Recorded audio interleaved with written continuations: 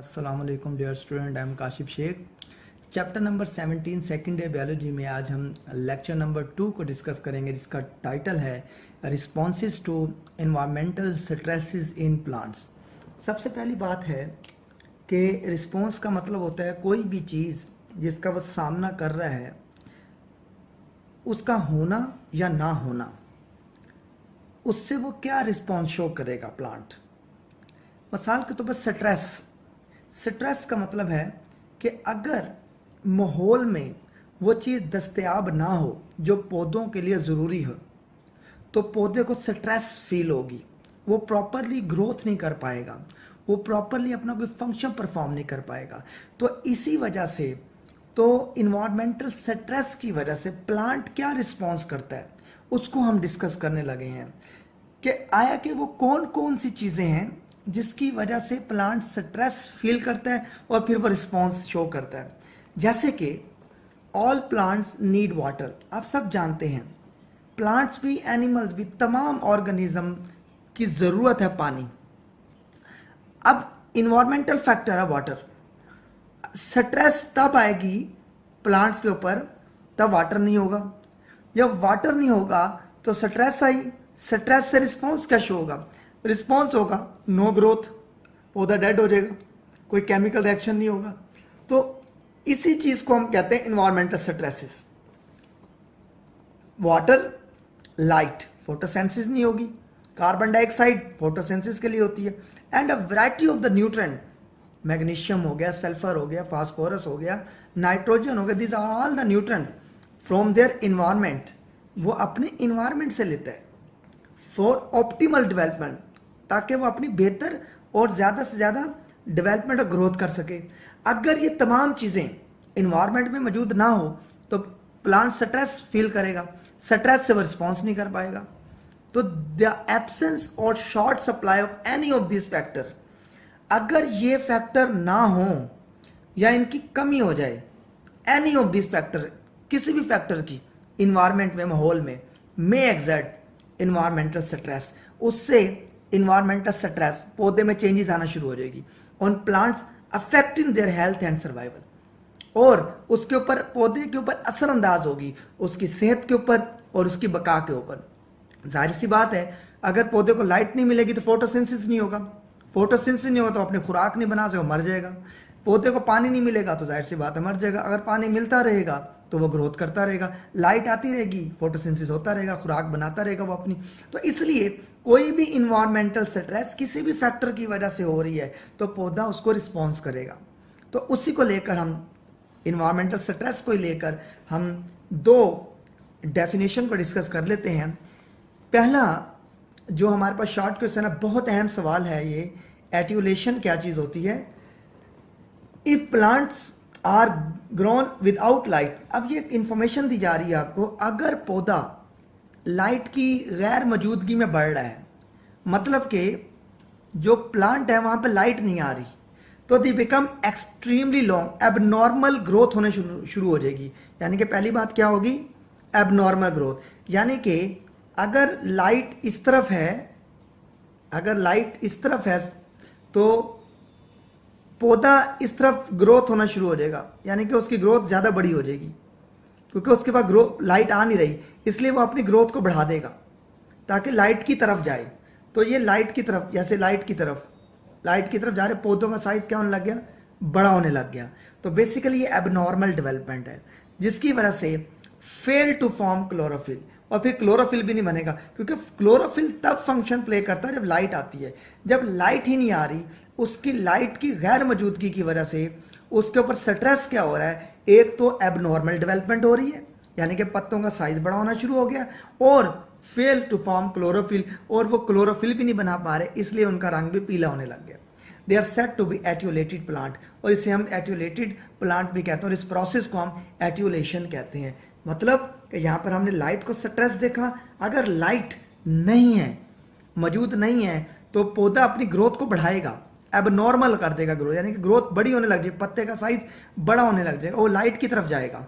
और fail to form chlorophyll, क्योंकि light नहीं है तो क्लोरोफिल भी नहीं बनेगा, जिसकी वजह से पत्ते का साइज भी बड़ा हो जाएगा, पत्ते का रंग भी पीला होना शुरू हो जाएगा। तो इस प्रोसेस को हम एट्यूलेटेड प्लांट कहते हैं और एट्यूलेशन प्रोसेस कहते हैं। अब क्लोरोसिस क्या होता है? क्लोरोसिस आपने फर्स्ट ईयर में भी डिस्कस किया हुआ है। मैनी प्लांट टेक अ येलिश ह्यू। अब ह्यू का मतलब होता है शेड, शेड का मतलब होता है पीला, पीलापन आना शुरू हो जाता है, शेड आना शुरू हो जाता है पीलेपन का। When they fail to form sufficient chlorophyll, जब वो क्लोरोफिल नहीं बना पाते, fail to form, this condition known as a chlorosis। अब क्लोरोसिस होता क्या, आप सब जानते हैं, मैग्नीशियम बहुत इंपॉर्टेंट रोल प्ले करता है। मैग्नीशियम नहीं होगा तो क्लोरोसिस हो जाएगा, पत्ते पीले होना शुरू हो जाएंगे, उन पे पीला शेड आएगा और फिर उसके बाद वो पूरे के पूरे पीले हो जाएंगे। It usually arises from the short supplies of minerals. अब आपके सामने मिनरल्स जैसे नाइट्रोजन है, जैसे मैग्नीशियम है, they are main source of chlorophyll. इसकी वजह से जो पीलापन नहीं होता, तो जब ये नहीं होंगे मट्टी के अंदर, ना नाइट्रोजन होगा ना मैग्नीशियम होगा, तो जाहिर सी बात है पौधे को स्ट्रेस होगी, पौधा इसको ले नहीं पाएगा, जिसकी वजह से पौधे का रंग जो होगा वो बेसिकली क्या हो जाएगा, वो पीलापन उसका शुरू हो जाएगा। तो ये हमारा थोड़ी सी इंफॉर्मेशन है जिसे हमने इन्वायरमेंटल स्ट्रेस देखी कि अगर माहौल में कोई प्रेशर आता है, कोई दबाव आता है, किसी चीज़ की कमी आती है, तो पौधा उसको कैसे रिस्पॉन्स करता है वो आपने देख लिया। अगर लाइट नहीं होगी तो पौधा एट्यूलेट हो जाएगा, और अगर मिनरल्स नहीं होंगे तो क्लोरोसिस का प्रोसेस स्टार्ट हो जाएगा। तो बेसिकली ये हमारे दो सवाल हो गए हैं। अब नेक्स्ट है defence against pathogen in plants. ये बहुत इंपॉर्टेंट बात है। देखिए, हम डिफेंस को पढ़ते हैं डिफेंड करना। दो बातें मैं आपको बताने लगा हूं यहां पर, जरा अच्छी तरह समझ लें। डिफेंस अगेंस्ट पैथोजन, पैथोजन होते हैं वो जरासीम जो बीमारियां फैलाते हैं, बैक्टीरिया, वायरस, प्रोटोजोन वगैरह, ये बीमारियां, फंजाई हो गया, एलजी हो गया, ये बीमारियां फैलाते हैं। तो बेसिकली डिफेंस के दो मतलब है यहाँ पर। आमतौर पर हम मतलब ये लेते हैं कि अगर हमारी बॉडी में कोई वायरस बैक्टीरिया दाखिल हुआ है तो हमारी बॉडी ने उसको रिस्पॉन्ड किया, उसके अगेंस्ट एंटीबॉडीज बना ली। लेकिन यहां पर डिफेंस ये बताया जा रहा है, अगर पौधे के ऊपर जो अटैक हुआ है और पौधा उसको प्रॉपरली रिस्पॉन्स नहीं कर पाया, यानी कि वो उसका मुकाबला नहीं कर पाया, तो वो उसके सिम्टम को शो करेगा अपने ऊपर कि जी इस कमी की वजह से ये अलामात शो हो रही हैं। तो इसका मतलब है कोई इन्फेक्शन हो गया अंदर। तो जो अंदर इन्फेक्शन हो रहा है उसको वो बाहर शो कर रहा है। क्यों? कि उसकी बॉडी उन पैथोजन का मुकाबला नहीं कर सकी। जैसे कि सबसे पहले है कैलस फॉर्मेशन। अब कैलस फॉर्मेशन क्या होता है? ये प्लांट्स के अंदर भी होता है, ये हायर एनिमल्स के अंदर, हमारे अंदर भी होता है। जैसे अगर कोई कट लग जाए तो नॉर्मली हमारे पहले एक मैस बनता है, फिर उसके बाद एक वाउंड खरिंड आ जाता है, उसके बाद वो खरिंड उतर जाता है और वो दोबारा पूरी स्किन वैसे बन जाती है। प्लांट में क्या होता है? कैलस फॉर्मेशन, जैसे कि प्लांट में आप देख लें, प्लांट्स में also show developmental abnormalities. Plant भी शो करता है डेवलपमेंटल एबनॉर्मेलिटीज को। डेवलपमेंट का प्रोसेस का मतलब होता है कि एक चीज का बनना, उसे हम डेवलपमेंट कहते हैं, और फिर बनने के बाद उसका साइज में बढ़ना वो ग्रोथ कहलाता है। तो डेवलपमेंट एबनॉर्मेलिटी बनते वक्त क्या होता है? इफ प्लांट्स आर वाउंडेड, मिसाल के तौर पर ये प्लांट है, उसको यहां से कट लग गया है, कट लगने से उसके ऊपर if plant are wounded, cut लग गया है, they often develop mass of amorphous material. Mass का मतलब है, इमॉर्फस मटेरियल का मतलब ये होता है कि ऐसे सेल आएंगे जो इतने डिफरेंशिएट नहीं है, एक बेतरतीबी सेल आएंगे, एक मास बनेगा बेतरतीबी सेल का, और उसका काम सिर्फ ये होगा जो कट लगा है, जो ब्लीडिंग है, यानी कि जो पौधे के इज्जा है उनका पौधे से बाहर ना निकला है, बस वो आके इस हिस्से को सील कर देते हैं, ब्लॉक कर देते हैं। इसलिए यहां पर बताया जा रहा है कि ये क्या है, एक मैस ऑफ एमॉर्फस मटेरियल है, बेतरतीब टिश्यू का एक मटेरियल होता है with very poor differentiation known as the callus.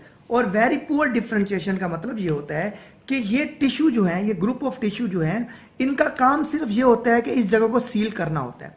ये इतने डिफरेंशिएट नहीं होते, क्योंकि डिफरेंशिएट करने वाले कोई और सेल होते हैं, इस स्किन को लाने वाले कोई और सेल होते हैं, दोबारा बोन्स वुड को बनाने वाले कोई और सेल होते हैं। इनका काम सिर्फ ये होता है कि सिर्फ उसको ब्लॉक कर दें, मटेरियल को बाहर ना निकलने दें, इसलिए ये मैस ऑफ इमॉर्फस होता है, इससे हम कैलस फॉर्मेशन कहते हैं।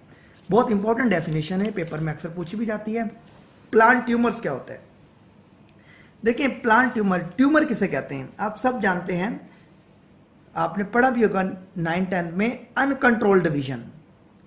अनकंट्रोल्ड विजन हो गई है जिसको रोका नहीं जा सकता, फैल जाना किसी चीज का, एबनॉर्मल डेवलपमेंट का। Plant tumours and even plant cancer. अब ये जो प्लांट, लेकिन आमतौर पर जो प्लांट में कैंसर होता है वो एनिमल कैंसर से डिफरेंट होता है। अगर हम एनिमल कैंसर को डिस्कस करें तो एनिमल कैंसर्स में बिनाइन कैंसर या ट्यूमर या मेलिग्नेंट ट्यूमर होता है, यानी कि वो एक हिस्से को डैमेज कर कर वो एक हिस्से से दूसरे हिस्से को भी डैमेज कर देता है। लेकिन प्लांट में ऐसा नहीं होता।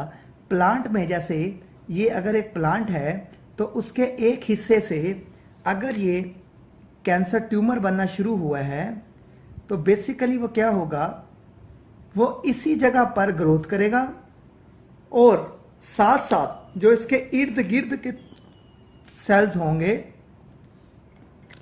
उसको थोड़ा बहुत इफेक्ट करेगा, उसके फंक्शन को थोड़ा बहुत इफेक्ट करेगा। मतलब कहने का ये है कि ट्यूमर्स जो है वो एक खास हिस्से में रहेगा और जो इर्द गिर्द थोड़े से सेल होंगे उनको डैमेज करेगा। लेकिन एनिमल्स में इस तरह नहीं होता।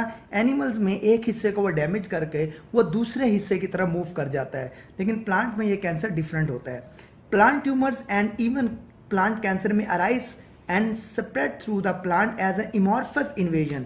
इमॉर्फस कोई स्पेशलाइज सेल नहीं होते, बस एक बेढंगे से कुछ नॉन अरेंजमेंट होती है टिश्यू ऑफ द सेल का, इन्वेजन हमला कर देते हैं ऑफ द सराउंडिंग, अपने इर्द गिर्द पर भी वेल डिफरेंशिएट टिश्यू जो कि वेल डिफरेंशिएट होते हैं उनके ऊपर भी वो क्या करते हैं, इर्द गिर्द वाले को कह रहे हैं वेल डिफरेंशिएट टिश्यू पर भी हमला कर देते हैं वो। तो यानी कि ये उस हिस्से तक ही रहता है, वो ज़्यादा फैलता नहीं है। तो अब दूसरी बात है गाल्स, ये भी एक ट्यूमर की फॉर्म है, बहुत इंपॉर्टेंट ये शॉर्ट क्वेश्चन है। गाल्स एंड प्लांट ट्यूमर बहुत पेपर में आ चुका है। गाल्स आर आउट ग्रोथ, अगर हम इसको ऐसे भी लिख दें तो ठीक है, आउट ग्रोथ, ये उभार होते हैं on a plant that are induce by parasites. ये या तो इंड्यूस होते हैं पैरासाइट की वजह से and have usually highly organized, और ये बड़े अच्छे तरीके से ऑर्गेनाइज होते हैं। मिसाल के तौर पर मैं आपको एक डायग्राम बना के दिखाता हूँ। जैसे ये एक प्लांट है, ये एक प्लांट है, उसके ये रूट्स हैं, उसके ये लीव्स मौजूद हैं, उसके ऊपर ये लीव्स मौजूद हैं। अब इसके ऊपर ये बड़े अच्छे तरीके से अरेंज होगा। किस तरह अरेंज होगा, हाईली ऑर्गेनाइज होगा। वो किस तरीके से होगा, जैसे कि ये पौधा है, इसके ऊपर इस तरह का बड़े प्यारे से अंदाज से ये ऑर्गेनाइज हो जाएगा, अपने आप को इस तरह अरेंज कर लेगा, यानी कि इस तरह का एक स्ट्रक्चर बन जाएगा। तो ये आपको सामने एक ऑर्गेनाइज लग रहा है, तो इसलिए यहाँ पे कहा जा रहा है हाईली ऑर्गेनाइज होता है। प्लांट्स के ऊपर आउट ग्रोथ हो जाती है जो पैरासाइट की वजह, यानी कि इंसेक्ट की वजह से होती है, क्योंकि इंसेक्ट के अंदर पैरासाइट होते हैं, एंडो पैरासाइट होते हैं, और वो क्या करते हैं, वो बीमारियां फैलाते हैं। तो इनके अंदर जो ट्यूमर बनता है वो आउट ग्रोथ होती है और बड़ी ऑर्गेनाइज तरीके से होती है, बड़ी खूबसूरत तरीका नजर आती है वो। लेकिन जो ट्यूमर बैक्टीरिया की वजह से होती है, जो ट्यूमर बैक्टीरिया की वजह से होती है, they are usually less differentiated than other type of the gall. यानी कि जो ट्यूमर बैक्टीरिया की वजह से हो रहा है वो लेस डिफरेंशिएटेड होते हैं and then other type of the galls. यानी कि इस जो पैरासाइट ने एक ट्यूमर बनाया वो बड़ा ऑर्गेनाइज है, लेकिन जो बैक्टीरिया की वजह से जो गाल बनेगा, यानी कि जो ट्यूमर बनेगा, वो इतना डिफरेंशिएट नहीं होगा। जैसे कि वो अगर एक पत्ता है इस तरह का,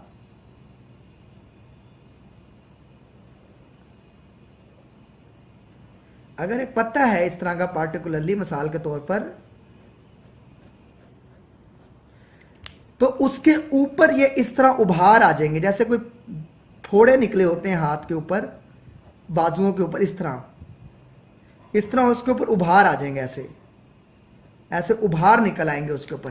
तो ये इन दोनों में आप फर्क देखें, इसके ऊपर ऐसे लग रहा है लेस डिफरेंट, कहीं कहीं ये ट्यूमर निकले हुए हैं और ये इतने डिफरेंशिएट भी नहीं है, लेकिन ये एक ही जगह पर गाल है, तो ये जरा अच्छा भी लग रहा है और ये डिफरेंशिएट भी लग रहा है, ये लेस इसलिए ये दोनों में फर्क है। पैरासाइट से इस तरह ट्यूमर बनता है और बैक्टीरिया से इस तरह ट्यूमर बनता है, और ये बहुत इंपॉर्टेंट एमसीक्यूज है, ये ज़हन में रखिएगा। उसके बाद ये हमारा एक नेक्स्ट क्वेश्चन स्टार्ट होता है जो कि बहुत ही इंपॉर्टेंट है, जिसे हम कहते हैं biological clock and circadian rhythm, या बायोलॉजिकल रिदम या बायोरिदम। ये एक ही बात है सारी। अब पहली बात है, ये रिदम है क्या चीज़, पहले हमने इसको समझना है। ये रिदम है क्या? रिदम का मतलब होता है क्लॉक, एक चीज का बार बार होना, बार बार होना। जैसे दिन का आना, रात का आना, बार बार होना, सूरज का आना, चांद का आना, बार बार होना। जैसे गर्मियां आनी, सर्दियां आनी, बार बार आनी। तो एक चीज बार बार हो रही है।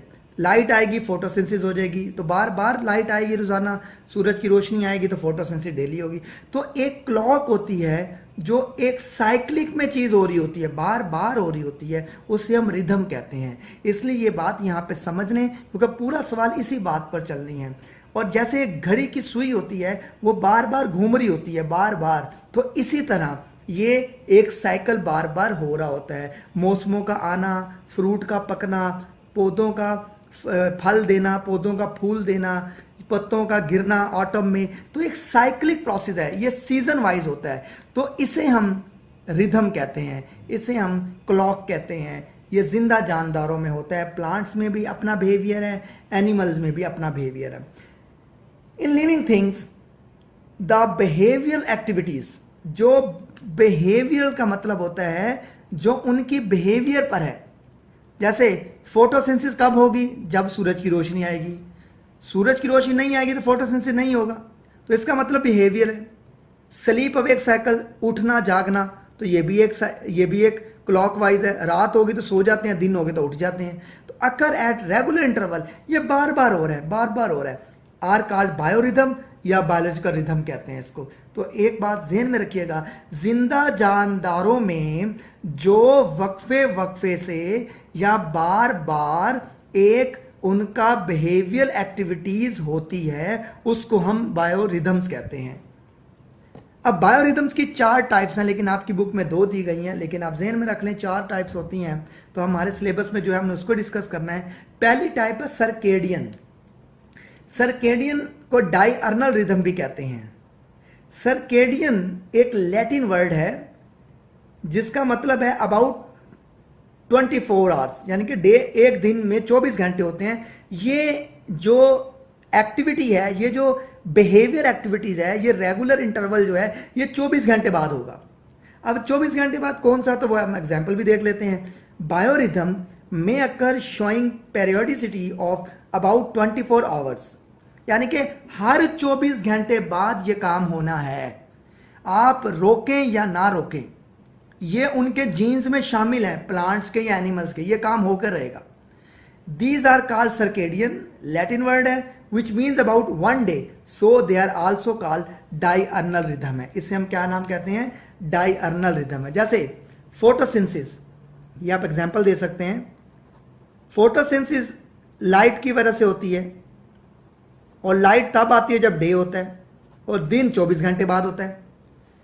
Sleep awake cycle, sleep awake cycle जो हमारा है, उठना जागना, ये भी पीरियडिकली है। क्यों? रात जब होगी, नाइट में एक हार्मोन रिलीज होगा जिसे कहते हैं मेलाटोनिन। मेलाटोनिन जब पैदा होगा तो समझ लें कि नींद आना शुरू हो जाएगी। जब रोशनी आएगी सूरज की, तो ये मेलाटोनिन स्लीपिंग हार्मोन बंद हो जाएगा, डे में रुक जाएगा, और क्या होगा? हम उठ जाएंगे। तो ये पीरियडिकली हो रहा है, दिन रात का आना, फोटोसिंथेसिस का दिन में होना, रोशनी में होना, तो ये 24 घंटों का पीरियड होता है। इसलिए जो काम 24 घंटे बाद हो रहा होता है, 24 घंटे बाद स्टार्ट होता है, उसे हम सर्केडियन डायर्नल रिदम कहते हैं। ये तो होगी पहली क्लास। उसके बाद सर्कैनुअल, ये दूसरी इसकी टाइप है। सर्कैनुअल, एनुअल 1 साल को कहते हैं, और सर्का एक पीरियड को कहते हैं, यानी कि ऐसा काम जो 1 साल बाद हो रहा है। जैसे कि स्प्रिंग का 1 साल बाद आना, जैसे कि ऑटम का पत्तों का गिरना 1 साल बाद होता है, जैसे कि प्लांट पर फ्रूट का आना 1 साल बाद होता है, जैसे कि परिंदों का मेटिंग करना वो 1 साल बाद भी होता है, जैसे का परिंदों का ब्रीडिंग अंडे देना वो भी 1 साल बाद हो सकता है। जैसे माइग्रेशन परिंदे पाकिस्तान में रहीम यार खान वाली साइड पर हर साल आते हैं। सर्दियां, साइबेरिया में जब ज़्यादा सर्दी पड़ती है तो वो पाकिस्तान में गर्म इलाकों में आ जाते हैं, तो माइग्रेशन करके आए 1 साल बाद, तो इसको 1 साल को दुरानिया कहते हैं। तो ये तमाम एग्जाम्पल जो है ये 365 दिन बाद हो रही हैं। बहार 1 साल बाद आती है, पत्ते खिजा में गिरते 1 साल बाद गिरते हैं, फल जो पौधा आम जो आता है मसाल के वो 1 साल बाद आता है। तो इस तरह इफ द बायोरिथम, अगर एक क्लॉक, अगर एक विरासती एक क्लॉक जो अंदर पौधों के अंदर मौजूद है वो अपने रिस्पॉन्स को 1 साल बाद शो करे, उसका दुरानिया 365 दिन का हो, तो इस दुरानियों को, इस रिदम को, इस एक्टिविटी को हम क्या ना, तो ये सर्का एनुअल में हमने ये तमाम चीज़ें जो डिस्कस की हैं तो वो ये बताती हैं कि if the biorhythm are about 365 days, यानी कि 365 दिन बाद अगर कोई एक्टिविटी हो रही है, जैसे मैंने कई एग्जांपल दी हैं, उसको हम सर्का एनुअल कहते हैं। बहुत इंपॉर्टेंट ये डेफिनेशंस हैं और एग्जांपल्स आपको मैंने दे दिया, आपकी बुक में नहीं है लेकिन मैंने एग्जांपल से आपको समझा दिया है। इंपॉर्टेंस देख लेते हैं, ये इनकी क्या इंपॉर्टेंस है, इस बायोरिथम की क्या इंपॉर्टेंस है। देखें जी, अगर हमें एक चीज़ का शेड्यूल पता हो तो हम उसको प्रॉपरली अरेंज कर लेते हैं। यानी कि अगर हमें पहले से ही एक चीज़ का पता हो तो हम उसकी तैयारी कर लेते हैं और आसान हो जाता है हमारे लिए। मिसाल के तौर पर अगर हमारा कॉलेज 9 बजे लगता है तो हम 7:30 8 बजे उसकी तैयारी शुरू कर देते हैं। तो इस तरह अगर कॉलेज की टाइमिंग ही ना पता हो हमें तो फिर हम उसकी तैयारी कैसे करेंगे। इसी तरह जो बारिश है, अगर महकमा मौसमियात हमें ये बताती है कि 2 बजे बारिश होगी तो हम उसकी तैयारी कर लेंगे। अगर एकदम बारिश हो जाती है उसकी तैयारी नहीं हो सकती। यानी कि जो काम शेड्यूल के मुताबिक होगा उसको बेहतर अरेंज किया जा सकता है। इसी वजह से इंपॉर्टेंस में ये बात बताई जा रही है, the organism come across environmental changes. जितने भी जानदार हैं, खा वो प्लांट हो खा वो एनिमल्स हो, उन्होंने माहौलियाती चेंजेस का सामना करना होता है, उससे उन्होंने गुजरना होता है। जैसे सर्दी आ रही है, जैसे गर्मी आ रही है, that a cyclic in nature, ये एक साइकिल चल रहा है। सर्दियाँ आएंगी फिर गर्मियाँ आएंगी, फिर सर्दियाँ आएंगी फिर गर्मियाँ आएंगी, फिर सर्दियाँ, ऐसे यानी कि एक क्लॉक चल रही है। अब गर्मियाँ आ रही हैं तब क्या अरेंजमेंट करनी है, सर्दियाँ आ रही हैं तब क्या अरेंजमेंट करनी है। तो अगर इसका पहले से अंदाज़ा हो तो अरेंजमेंट और शेड्यूल के मुताबिक तैयारी करना आसान हो जाता है। मिसाल के तौर पर मुल्तान में गर्मी पड़ रही है, अगर कल सर्दियाँ शुरू हो जाएं एकदम, तो पौधों ने तो अरेंजमेंट नहीं की हुई, पौधों ने तो तैयारी नहीं की, पौधे तो मर जाएंगे सारे के सारे। इसी वजह से आहिस्ता आहिस्ता, जैसे जुलाई गर्मी पड़ी, सितंबर गर्मी पड़ी, गर्मी कम होती जा रही है, अक्टूबर में, नवंबर में और कम होती जा रही है। तो इस तरह गर्मी का दुरानिया कम होता जा रहा है, सर्दी का दुरानिया बढ़ेगा। अब पौधों को ये बात समझ आ रही है, ये आपने थर्मोरेगुलेशन में पढ़ा है, पौधे उसके मुताबिक अरेंज कर लेंगे। या जैसे सर्दियां खत्म होकर गर्मियां आ रही हैं तो पौधे उसके मुताबिक अरेंजमेंट कर लेंगे। तो यहां पर भी यही बात बताई जा रही है, that are cyclic in nature such the days, दिन रात का आना, स्लीप अवेक साइकिल का होना, टाइड्स लहरों का आना, ये चांद की साइकिल के ऊपर, चांद साइकिल में मूव करता है तो टाइड का जो दुरानिया होता है, जो लहरों का जो दुरान, वो चांद के ऊपर होता है। एंड सीजन, जैसे बहार का आना, जैसे ऑटम का आना, यानी सर्दियों का आना, गर्मियों का आना, ये एक साइक्लिक होता है। अगर ये बात पहले से पता चल जाए तो जानवर पौधे उसकी पहले से तैयारी कर लेते हैं। इसी तरह से many organism maintain internal rhythm और क्लॉक। अब इंटरनल रिदम और क्लॉक यानी कि अंदर कोई घड़ी चल रही है। बहुत सारे जानवर पौधे मेंटेन करते हैं इंटरनल रिदम को, अपने अंदरूनी जो क्लॉक लगी हुई है, विरासती क्लॉक लगी हुई है, टू प्रिडिक्ट, वो उन्हें बता देती है the onset of the period, के अब आने वाली है कुछ चेंजेस। यानी कि जो अंदर क्लॉक लगी होती है, अंदर क्लॉक, वो उन्हें पहले से बता देती है, पेशेंट को ही कर देती है कि भाई अब पीरियोडिक चेंजेस आ रही हैं, कि अब गर्मियां आ रही हैं, अब सर्दियां आ रही हैं, आहिस्ता आहिस्ता सर्दियां आएंगी, आहिस्ता आहिस्ता गर्मियां, तो तैयारी पकड़ लो। And to keep them prepared for this changes, और तैयारी कर लो फॉर इस चेंजेस के लिए, क्योंकि अगर एकदम सर्दी पड़ेगी तो पौधा तो मर जाएगा, उसने तो कोई तैयारी नहीं की हुई। तो इसी वजह से हम इसकी इंपॉर्टेंस को कहते हैं बायोरिथम्स की, कि ये पीरियोडिक चेंजेस का पहले से पता चल जाता है। और वो पता कैसे चलता है? क्योंकि वो एक क्लॉक जिसे हम जेनेटिकली विरासती एक पैगाम कहते हैं, वो हर जानदार के अंदर मौजूद होता है, वो उन्हें पहले से बता देता है कि आप प्रिपेयर कर लो। उसके बाद उसके नतीजे में होता क्या है? बायोरिथम में B result of the following. अब बायोरिथम के नतीजे में क्या होता है? फॉलोइंग, एक होता है एक्सोजीनियस बायोरिथम, यानी कि एक्सोजीनियस स्टिमुलाई। ये एक्सोजीनियस स्टिमुलाई होता क्या है? देखें, इसका सोर्स बाहर से है, यानी कि सूरज की रोशनी, सूरज की रोशनी इसका सोर्स है, ये बात ध्यान में रखिएगा।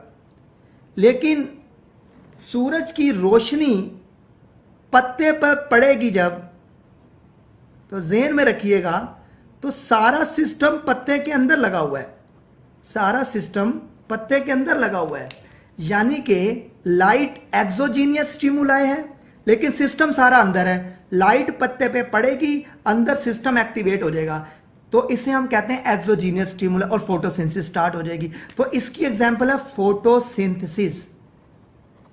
फोटोसिंथेसिस, बायोरिथम या बायोक्लॉक में be direct respond to various changes in the external stimuli या एक्सटर्नल बायोरिथम। जो बायोरिथम होती है, जो एक क्लॉक है, डायरेक्ट रिस्पॉन्स करती है टू वेरियस चेंजेस, मुख्तलिफ किस्म की तब्दीलियों को इन द एक्सटर्नल स्टिमुलाई, जो एक्सटर्नल स्टिमुलाई की वजह से हो रही होती हैं, यानी कि अंदरूनी चेंजेस का इन्हसार बैरूनी चेंजेस के ऊपर है। बाहर सुबह होगी, सूरज निकलेगा, रोशनी आएगी, पत्ते पे पड़ेगी, पत्ते के अंदर सारा सिस्टम मौजूद है, फोटोसिंथेसिस स्टार्ट हो जाएगा। मिसाल के तौर पर स्वेटिंग, पसीना आना, हमें जो पसीना आएगा उसका ताल्लुक गर्मी से है। सर्दियों में हालांकि सिस्टम मौजूद है, बायोलॉजिकली क्लॉक मौजूद है, लेकिन सर्दियों में हमें पसीना नहीं आता।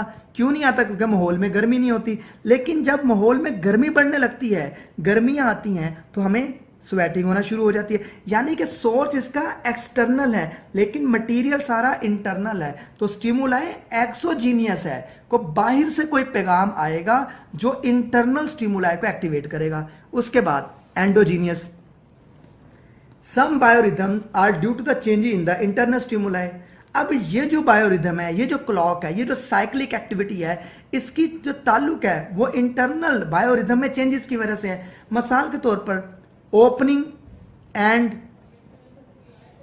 क्लोजनिंग of stomata, opening and closing of stomata. अब बात आपसे मैं ये कहता हूं कि एंडोजीनियस का मतलब है कि अंदर अंदर कोई चेंज आएगा, इसका ताल्लुक बाहर से भी है। कैसे? अब अगर आप ओपनिंग एंड क्लोज, अब अगर हम पौधे को, मिसाल के तौर पर अगर हम एक पौधे को अंधेरे में रख दें, सुबह के वक्त भी अंधेरे में रख दें, ओपनिंग एंड द क्लोजनिंग तो होगी स्टोमेटा की, क्योंकि वो तो इंटरनल क्लॉक उसका मौजूद है, क्योंकि उसने फोटोसिंथेसिस तो करनी है, तो उसके लिए लाइट जरूरी है। लेकिन यहां पर लाइट हो या ना हो, opening and the closing of stomata होते रहना। ये ऐसे ही है जैसे एक इंसान रोजाना 4 बजे चाय पीता है, अब उसके इंटरनली एक मैसेज बन गया कि हर रोज 4 बजे चाय पीनी है। हालांकि अगर अगले दिन 4 बजे उसको चाय मिले भी ना, लेकिन उसको अंदर से ये मैसेज जरूर आएगा। अंदर से एंडोजीनियस स्टिमुलाई है, बाहर स्टिमुलाई हो या ना हो, लेकिन वो 4 जैसे ही बजेंगे तो उसका जहन जाएगा चाय पीनी है। तो बताने का मकसद ये है। लेकिन सिंक्रोनाइजेशन मैकेनिज्म के अंदर क्या होता है, दोनों मिलकर काम करते हैं। सिंक्रोनाइजेशन का मतलब मिलकर, कोऑर्डिनेट हो काम। जैसे मैं अब यहां पर पढ़ा रहा हूं और साथ वाले रूम में भी कोई पढ़ा रहा है, तो हम दोनों एक ही वक्त में काम कर रहे हैं, तो इसको कहते हैं synchronisation. Normally the internal rhythm works in the synchronicity, coordination कहते हैं इसको, with the exogenous time period. यानी कि सिंक्रोनाइजेशन का मतलब जो भी साइक्लिक एक्टिविटी होगी वो इंटरनल और एक्सटर्नल दोनों की वजह से होगी।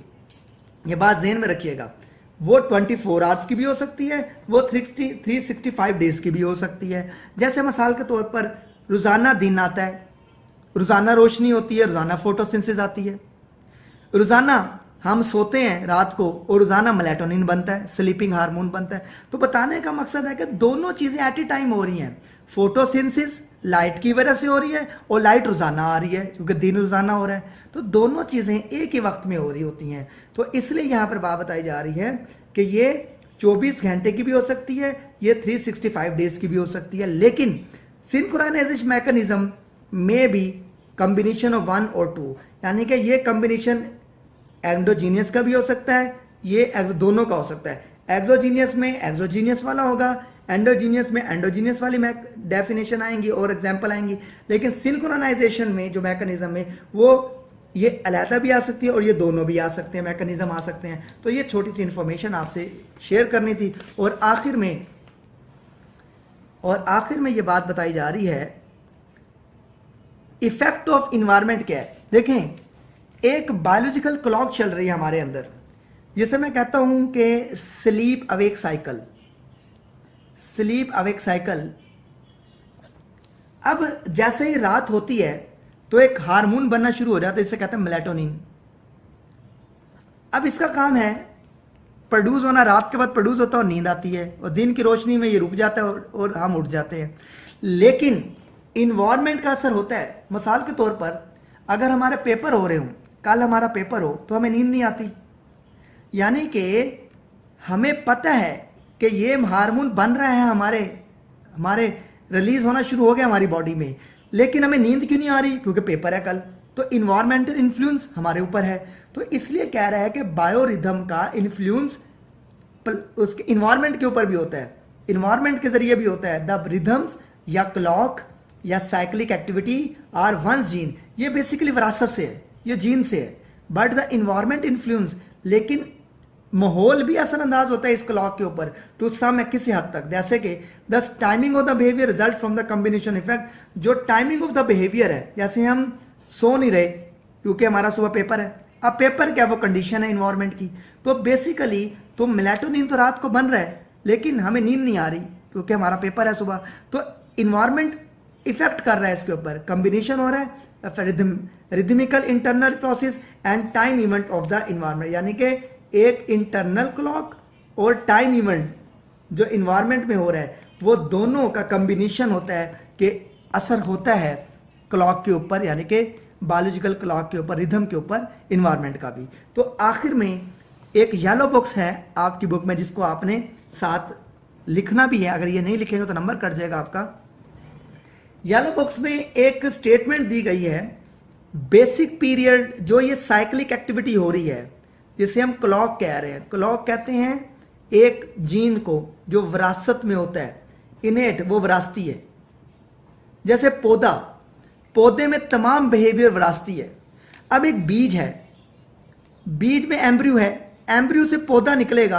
अब पौधे को कैसे पता चल गया मैंने फोटोसिंथेसिस करनी है? क्योंकि उसकी विरासत में है कि जैसे ही बीज में से पौधा निकलेगा तो फौरन फोटोसिंथेसिस स्टार्ट हो जाएगी। इनेट क्लॉक है, विरासती, उसके अंदर घड़ी लगी हुई है कि उसको बताने की जरूरत नहीं है। तो यही जानने के लिए कि वाकई ही कोई क्लॉक है जो इसको कंट्रोल करती है, कोई विरासत है जिसकी वजह से सारा कुछ होता है। तो एक साइंटिस्ट था अरविन बनिंग, बहुत इंपॉर्टेंट बात है, ऑफ यूनिवर्सिटी ऑफ टोबिंजन, जर्मनी में ये पढ़ता था। तो उसने जर्मनी में ये पढ़ाता था, उसने इस एक्सपेरिमेंट किया, has shown that expire of fruit fly Drosophila के ऊपर उसने काम किया। To constant condition of the 15 consecutive generation fail to eliminate essential 24 hours rhythm of this insect. अब इस पूरी स्टेटमेंट को मैं आपको एक एक्सपेरिमेंट से समझाता हूं। अरविन बनिंग जो कि एक साइंटिस्ट था, उसने ड्रोसोफिला के ऊपर काम किया, जिसे फ्रूट फ्लाई कहते हैं। उसने लगातार इसकी 15 जनरेशन के ऊपर काम किया कि आया कि जो 24 घंटे का एक साइकिल है उसमें चेंज आता है कि नहीं आता। अब उसने क्या किया, देखें, ड्रोसोफिला में एक डे टाइम होता है और एक नाइट। अब डे में वो एक्टिविटी करते हैं, यानी कि उड़ते हैं, नाइट में वो स्लीप करते हैं, जागते हैं, अपनी मेटिंग करते हैं, मेटिंग भी करते हैं। और दिन में जब दिन की रोशनी होती है तो एक प्रोसेस होता है इनके अंदर, इसे एक्लूजन कहते हैं। एक्लूजन का मतलब होता है कि प्यूपा से इंसेक्ट का निकलना। जैसे आपने मेटामॉर्फोसिस पढ़ा है, जिसके अंदर आपने देखा है कि पहले जायगोट बनता है, फिर लार्वा बनता है, फिर प्यूपा बनता है, फिर इंसेक्ट बनता है। तो उसने ये जानने की कोशिश की कि आया कि अगर मैं दिन के वक्त अंधेरा कर दूं और रात के वक्त में रोशनी कर दूं, यानी कि एक डब्बा लिया उसने, रात के वक्त उसके अंदर रोशनी कर दी और दिन के वक्त उसके अंदर अंधेरा कर दिया, ये जानने के लिए कि आया कि इनके अंदर का क्लॉक चेंज होता है कि नहीं होता।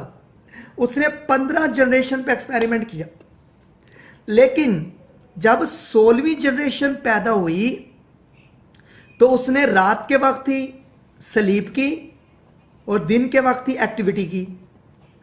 रात के वक्त ही ब्रीडिंग मीटिंग की और दिन के वक्त ही उसने क्या किया, अपना एक्लूजन किया, यानी कि प्यूपा से इंसेक्ट निकला। मतलब कहने का ये कि अगर हम कंडीशन भी चेंज कर दें, जितनी मर्जी जनरेशन हो जाए, लेकिन जो उनके अंदर एक क्लॉक लगी हुई है, जो विरासती क्लॉक है, वो चेंज नहीं हो सकती। इसलिए 24 आवर्स एसेंशियल रिदम है उनके अंदर, इंसेक्ट के अंदर, कि वो आप बेशक रात के वक्त रोशनी कर दें, दिन के वक्त अंधेरा कर दें, उनको बेशक धोखा दे दें, लेकिन उनके अंदर जो क्लॉक लगी हुई है वो उन्हें उसी के मुताबिक ही चलाएगी। तो ये उसने एक्सपेरिमेंट किया था। तो ये हमारा बहुत ही इंपॉर्टेंट सवाल था स्टूडेंट, जिसको हमने आज डिस्कस किया है। ये पेपर में और एमडी कैट के पॉइंट ऑफ व्यू से बहुत अहम है, इसको अच्छे तरीके से समझ लीजिएगा। अब तक के लिए इतना ही। Thank you so much. Allah हाफिज़।